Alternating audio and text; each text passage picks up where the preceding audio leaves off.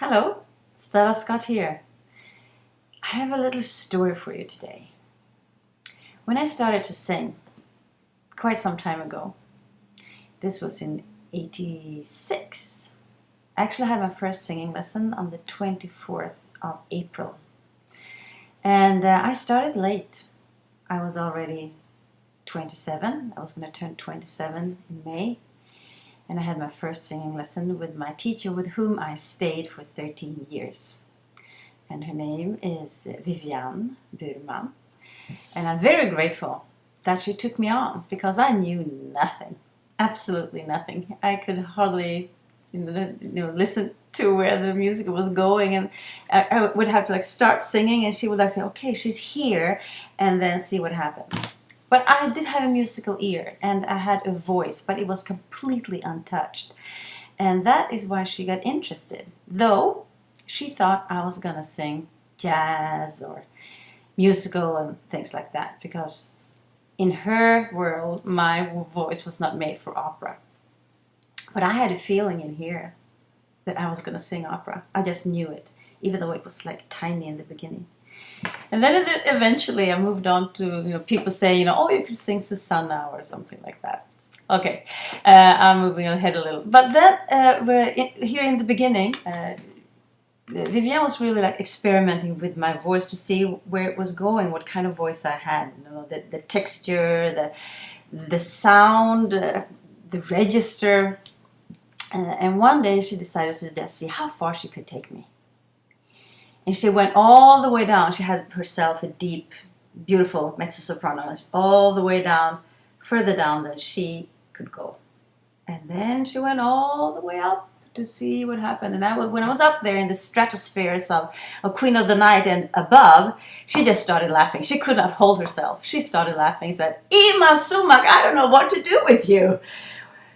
And I said, who is Ima Sumak? At that time, there was no Google or anything. It was not even invented. And I didn't have my own computer. I got my first computer in '93.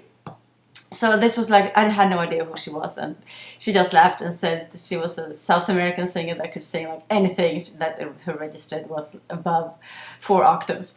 But what she said there, and she gave me an advice, or an advice for herself, I think, because she didn't know what to do with this voice, was, okay, we'll have to just wait and see what this voice wants to do. We're not going to push it into any kind of direction and say this is a soprano or this is a mezzo-soprano or an alto. We're just going to wait and see what happens. And for my voice, that was the best advice I could ever have. Because I do not fit into any of those categories. Later on, I realized that the music industry wants me to be in a category.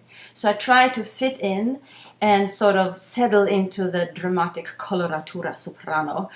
But my voice was not really happy. It was not until I stopped doing that and started to sing all over the place and breaking every rule you could possibly imagine that my voice really came to its fullness to do what it was supposed to do.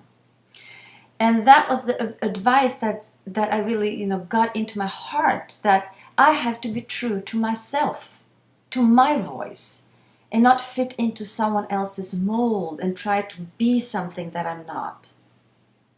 And I want to give that advice to you in whatever venture you're going into. Be yourself. Be true to your own voice.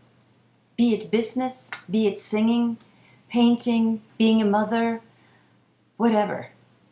Be true to your own voice. Stay with that. Follow that voice. Listen.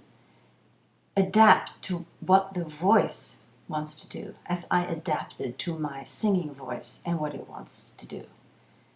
When I really, really started to break all those rules and become free, my voice started to develop in a way I had no idea it could. My advice for today, stay with your own voice. Break all the rules. Have a glorious day. Bye for now.